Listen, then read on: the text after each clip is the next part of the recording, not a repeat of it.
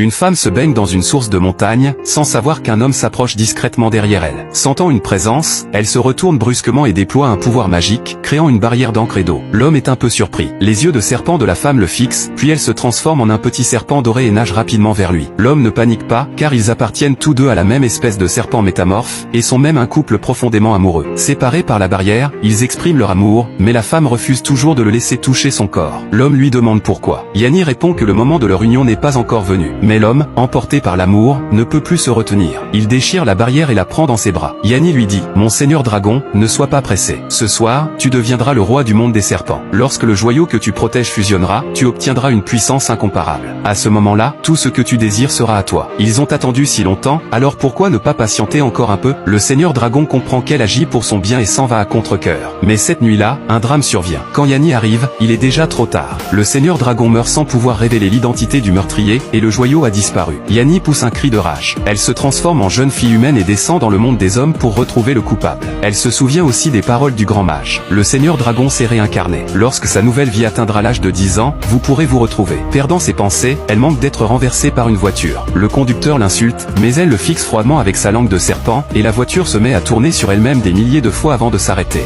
10 ans passent. Yanni arrive à une riche demeure où l'on célèbre un anniversaire. Elle pense que le fils riche est la réincarnation du seigneur dragon. Mais elle apprend que le fils du chauffeur fête aussi ses 10 ans ce jour-là. Elle est perdue, qui est le vrai? Sur le chemin du retour pour consulter le mage, un aigle. Son ennemi naturel l'attaque. Elle se transforme en immense serpent doré, s'envole et l'enroule jusqu'à l'étouffer. Pour elle, ce n'est qu'un détail. Elle retrouve le mage et lui demande des explications. Le mage avoue que sa magie ne permettait pas de déterminer l'identité exacte, seulement le lieu et le moment. Trouver le seigneur dragon dépendra désormais de son instinct. Yanni se souvient alors d'un détail. Un symbole unique sous le pied du seigneur dragon, marque de leur clan, qui subsiste même après la réincarnation. Elle retourne au manoir pour vérifier. Mais le garçon dort avec des chaussettes. Elle se transforme en sa mère pour s'approcher, puis en lui-même pour éviter d'être découverte. La situation devient chaotique quand le vrai garçon apparaît. Profitant de la confusion, elle renverse une bouilloire pour distraire tout le monde, se transforme en petit serpent et s'échappe. Plus tard, un des garçons est attiré vers une falaise par une mystérieuse femme. Une fois seul, il fait face à un serpent doré, effrayé, tombe dans le vide. Au moment de l'impact, Yanni le sauve en reprenant forme humaine. Convaincue qu'il est son bien-aimé réincarné, elle veut l'embrasser, mais il est terrifié et ne la reconnaît pas.